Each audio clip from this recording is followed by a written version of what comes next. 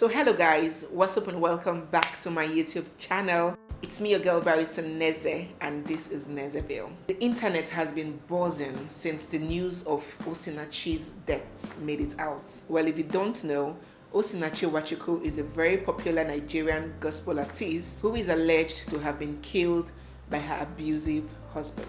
I feel it's very important for me to take to my platform to speak to women, men, everybody, because in as much as this situation is a very painful one, there are many lessons that could be drawn from it. So in this video, I'm going to be referring to the OSINACHI case, and we're going to be discussing the fundamental traits of an abusive partner, one that OSINACHI's husband is alleged to have possessed, and one that every woman, both single and married, should look out for and should act on. As I talk, I'll really appreciate if you can also drop your contribution in the comment section. So the first trait to look out for, the first sign, is that he cripples you financially. Now, from the accounts of the many people who have come out to speak about OSINACHI, many of them gave accounts of how OSINACHI's husband was so controlling of her finances, wanted to be in charge of all the money that she got, wanted extreme accountability. It was alleged that he was in charge of all her YouTube earnings. He had all the password, he did all the spending. Despite she was the cash cow, she was the one who was generating the income and raking in the money, OSINACHI's husband is alleged to have been the one doing all the spending, doing all the directing, and taking all the control. Now, I understand that in marriage, two become one, and it's important for both of you to come together to plan your finances. But there is absolutely nothing wrong, ladies and gentlemen, to have your own thing, your own finances, and your own money. Everything doesn't have to be jointly owned. Just as ladies who are venturing out on a new date with a guy put some money in their pocket, which they like to term as vex money. So if the guy tries to act funny, tries to act inappropriately, and they don't like it, they will have a little something in their pockets that they can leave that premises with. Every person, every married woman should have some vex money.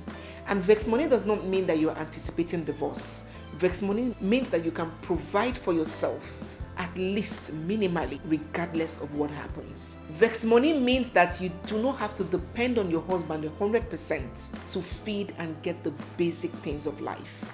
Vex money means that you can send your family some money without having to explain and write a thesis on why you should. Vex money means that you are able to afford one or two pleasures for yourself.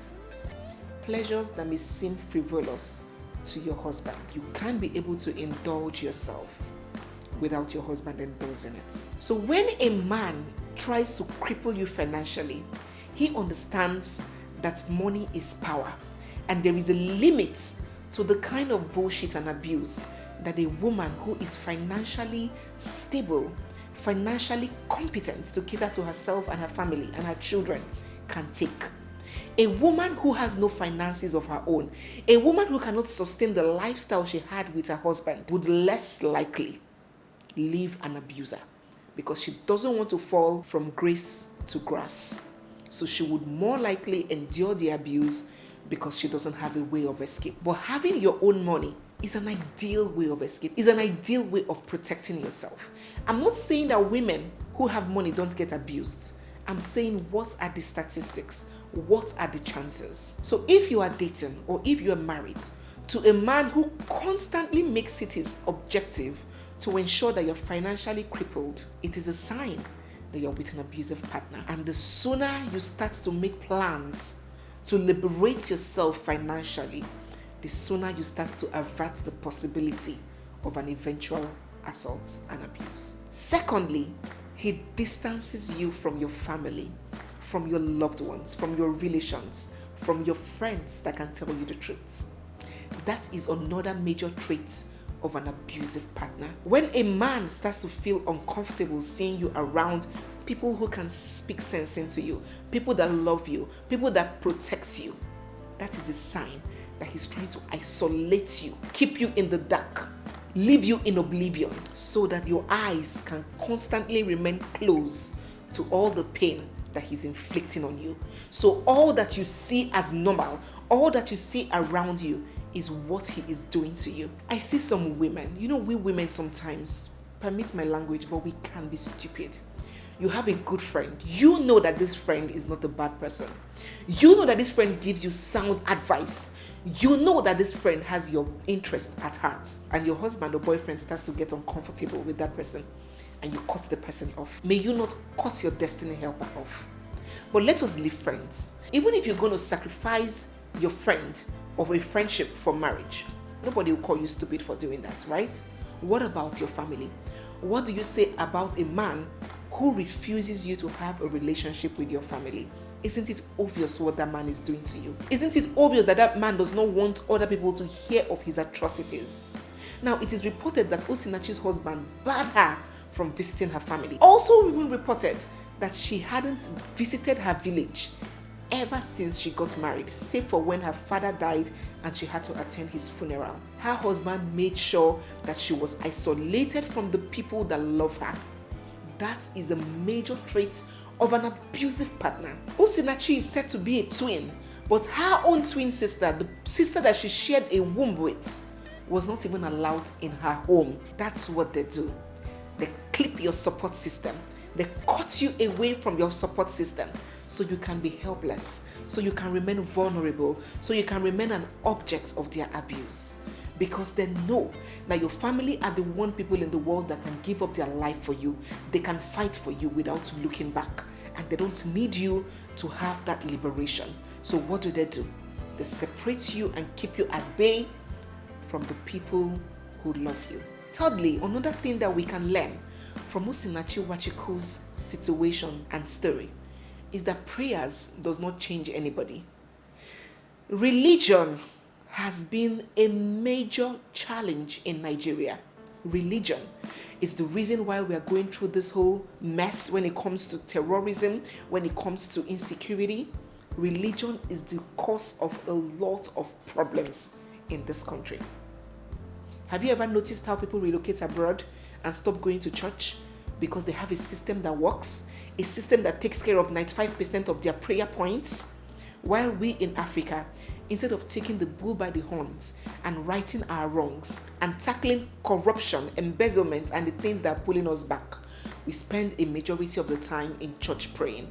You go to the markets and you see people who lock up their shops, businessmen and women, on a Monday morning will lock up their shops and go for prayers, and customers will be standing waiting for them to purchase while they are praying for success in their business. Can we see that we have become fools to religion in Nigeria? Now, this religion that we have chosen to follow so blindly without making use of the cognitive might that the Creator has put in us would be the death of us if we do not take care. You see a woman going through an abusive marriage, and she meets with her pastor, a man she trusts, a man who she can take his word, a man who should give her sound advice.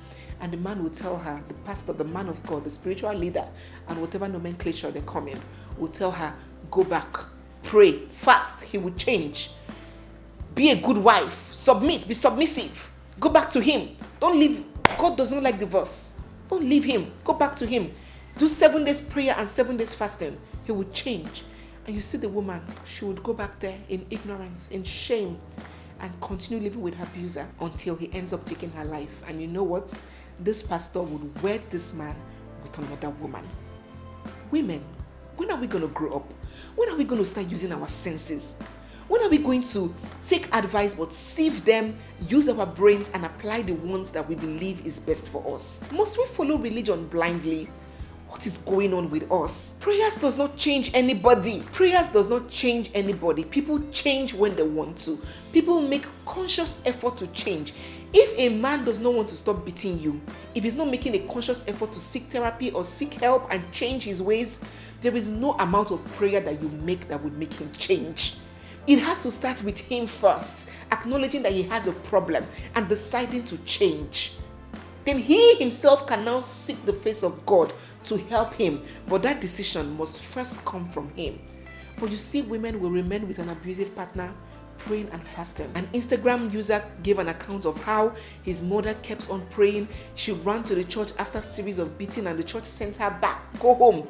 Go back home. Don't leave your husband. Many of us face it. Pastor's wife will even tell you, that is how they are. That's how men are.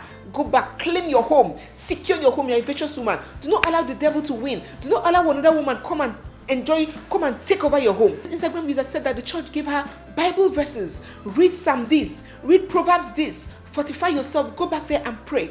And that was how this woman went back, and the man eventually beat her to death. And guess what? That abuser got remarried, and it was that same pastor that was giving that advice that she should pray that joined him with the second wife. Let us be wise. Thirdly, we need to understand that contrary to what our mothers and society tell us, abuse is never your fault. It is never ever your fault. The reason why a lot of women remain in an abusive marriage and try to change the man and take the blame and cover up for him is because we feel, society makes women feel that it is their fault. It's a woman's fault if she gets raped. It's a woman's fault if she gets beaten. It's a woman's fault if she gets abused. You talk too much. You nag. You don't dress sexy. You don't give him what he wants. You don't cook for him. You denied him sex. It is always the woman's fault that the man acted irrationally. Why? Why are we going to teach the next generation this crap? What are we going to say about OSINACHI? Looking at her alone from head to toe, she oozes of virtuousness. No makeup, humble and simple, down to earth, reserved, had 4 children, 3 boys and a girl. What more could the man possibly have wanted from a wife? She handed him over her finances, manage it how you want, give me whatever you want, I'm okay. She never yelled, she never nagged, she never spoke back, she never reported him, but he kept going at it. What do you have to say about this? Mothers, be careful. Be careful the rubbish you feed your daughters. Stop telling your daughters that it is because of you talk back at your husband, that's why he's beating you. Stop telling your daughters that keep quiet when your husband is talking, that is why he beats you. It is never her fault. It's a man who has refused to understand how to communicate with an adult. Many of these men that beat their wives are the biggest cowards outside their homes. How many of them have you seen have challenged a soldier to a battle when a soldier offends him or scratches his car in traffic? They are very meek outside. How many of them have you seen have gotten into physical brawls with fellow men like themselves? No. Many of them have female bosses. They shut up and keep quiet when their female bosses are chastising them. They say yes ma'am. Many of them respect authority outside their home, even when this authority is a woman. So why does he suddenly have no self-control when it comes to his wife? You know why? Because he understands that outside, if he acts that way, there are punishments and repercussions for his actions. But inside, you hold him to no standard. You accept whatever bullshit he gives. That is why he has his emotions in check and control outside. But internally, in the home, he is a wild bulldog. He turns you into a punching bag because he understands that there are no repercussions for his actions. We all know that one couple that the wife is very outspoken. We all know that one couple, but the husband still reverences and loves her. But look at OSINACHI on this other hand. Meek, calm, quiet, silent, submissive to a fault. And where did it end her? 6 feet down below. Women, it is not you. I'm not saying that we cannot improve our attitude, but do not ever for a second imagine that the reason why you are being abused is because you are not doing enough. Do not ever think that the reason why your husband is cheating on you is because you are not as beautiful as the other women. You are not giving him sex enough. It is not you. It is a man who has a choice to act right or has chosen to act wrong. Again, it's my 4th or 5th point. Ladies, I know that we're trying to get emancipated and strong, but let us not ever forget the traditional and biblical role that has been put on a man. Let me tell you, and I'll tell you for free, a man that you provide for, a man that you babysit, a man that you breastfeed, a marriage that you play the role of a man would only produce a man that will resent you. Yes, sister. He would hate you for those things you think you are doing to help him. I'll explain. There is nothing wrong in a woman helping her man. There is nothing wrong in a woman assisting her husband. You two are supposed to come together. It's a partnership, okay? But where you solely take over the responsibilities of provider, thinking that you are helping your husband, you are destroying your husband and you are destroying yourself. Because that man will feel ripped and robbed. That man will end up feeling inadequate. That man will end up feeling womanized. You have turned him to woman rapper, and he will end up hating you, resenting you, despising you for what you may term as helping him. So be careful the roles we play in the home. Help, but don't assume full responsibility. Assist, but let the man understand his role as the man.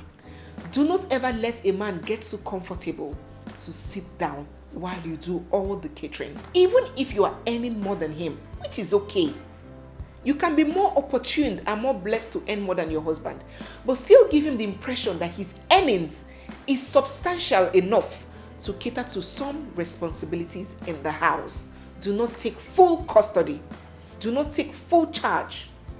Aguwan, you are a woman in tiger skin, lion woman, you are happy. That man that you are providing for will take your money and spend on a university undergraduate, and he will feel more fulfilled as a man spending on that child. Because spending on that child reinforces his position as a man, as a provider.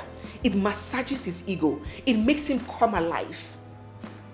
While you, the wife, doing the utmost, doing him good by providing, he would always view you as a woman that can never have respect for him because he cannot provide for you.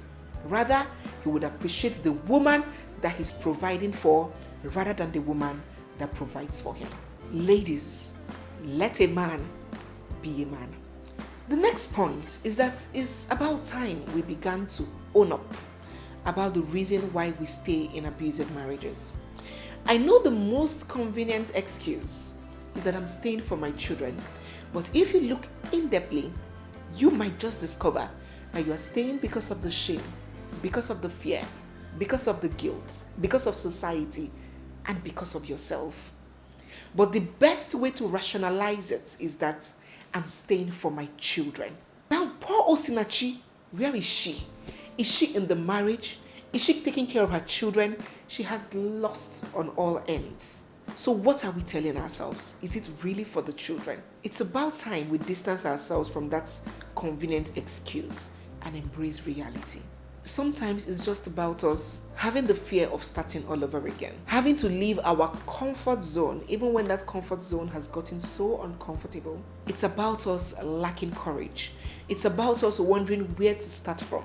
It's about us imagining that no other man would have interest in us after having 4, 3, 5 children for another man. It's about us fearing that another woman would come in to enjoy all the benefits that you have suffered with your husband. Sometimes if we tell ourselves the truth, it's not about the children. It's not just about the children. It's about you. So make that decision for yourself and in the interest of your children, because no child deserves to be raised in that kind of hostile environment. Remember that in this case, somebody had alleged that OSINACHI's husband had given her children canes, whips to flog their mother. That is the level of decay and abuse that was going on in that marriage. So having your children go through that kind of trauma, would you really say you are staying for them? What kind of adults are they going to grow up to? What kind of marriages are they going to have with that kind of experience, living through that kind of thing? Is it really for the children? I have so much to say, but perhaps I'll address that in another video. I don't want this video to get so long. It seems like a cliche, what we keep saying, but we're going to keep saying it until it gets to more people, until more people understand. We wouldn't stop talking about it. We would keep this conversation going. So if you've been a victim of abuse, whether emotional, physical, psychological abuse, financial abuse, do drop in the comment section when did it click for you? When did you say, this is it, I'm not having this anymore? When did you have to break off that relationship? What do you perceive as abuse? Why do you think women in abusive relationships do not walk out of it? Do let me know all your thoughts right in the comments. I'll really love to hear it, and I'll be in the comments also engaging with you. Thank you so much guys for watching. I really do hope that late singer OSINACHI's soul rests in the bottom of God. I hope that her story would help millions of women all over the world make the right decision. It's me, your girl, Barrister Neze, and this is Nezeville. I'll see you guys in my next one. For now, bye.